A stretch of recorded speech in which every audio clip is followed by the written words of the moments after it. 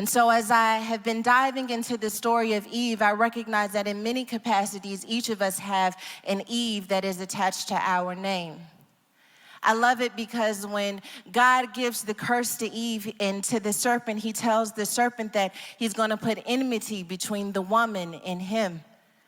And that ultimately he's going to slither around on his belly and he's going to eat dust and he's going to be cursed more than all of the beasts. But he tells him your greatest issue is not going to be that you're on your belly. Your greatest struggle is that there's going to be enmity between you and the woman. How do I know that that was going to be his greatest struggle? Because the word continues in Genesis 3:15, and it says that she is going to have her heel bruised by the serpent, but ultimately her seed would crush his head.